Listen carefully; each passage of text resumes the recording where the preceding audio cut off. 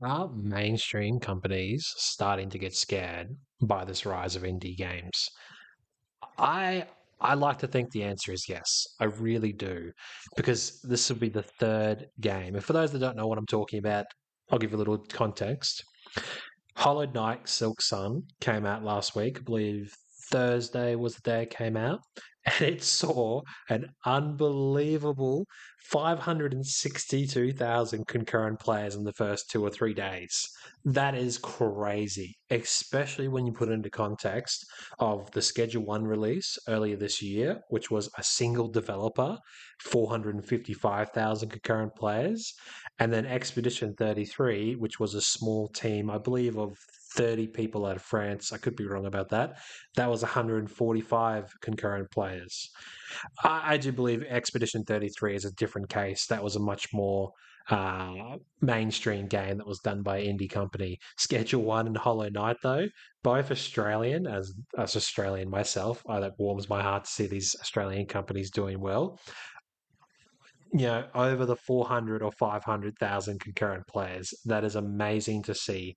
And I do think it speaks really well for the future of the gaming industry as it comes to indie companies and how the gaming industry should start to pivot away from these massive, Ubisofts, Activisions, Microsoft, where there's so many different parts to it in the inertia that's created in these big companies. It just isn't putting out the games that we want and the games that we love. It hasn't been for years. COD is a very good example.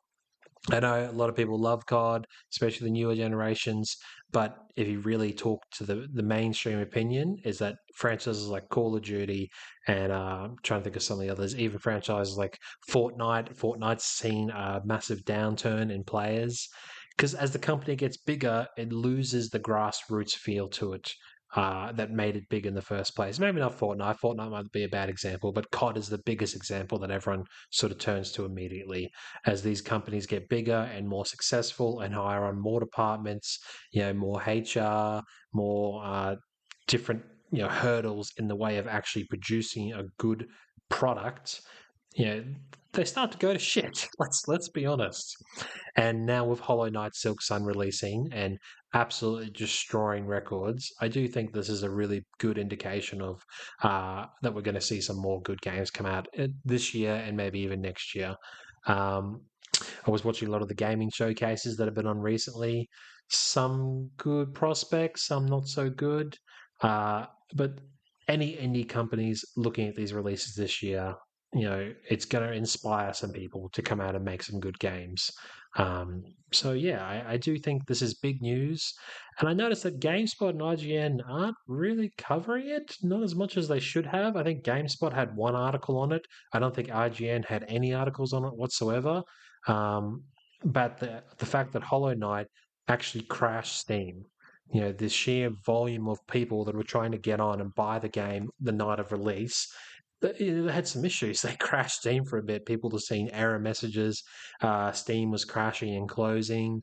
That's crazy. Out of an indie company out of Australia, not even from the Silicon Valley big companies, an Australian company. That is awesome to see. Um, I really think it speaks volume for the future, and I'm happy to see where this goes. I'll keep you guys all up to date on what comes from this. But I did play a little bit. You can see this footage in the background. I played a bit of Silksong. I haven't played the first one though. It is a bit of a shame of mine that I haven't played the first one. It's on the list. But I must admit, after playing 10 minutes of Silk Sun, just to get a bit of footage for the background of this audio, it made me want to play Hollow Knight. So I have gone back and I'm about an hour or two into the first one and really enjoying it. It's quite a challenging game too. I didn't expect that out of platformer to be quite this challenging. More Elden Rings kind of vibe, but in that platformer feel. So yeah, I'm going to play Hollow Knight and then get through that, and then I'll probably play some Silk Sun. So might even do a review for them. I'm not too sure. I haven't decided yet, but yeah, hope you guys enjoyed the video. Please like and subscribe.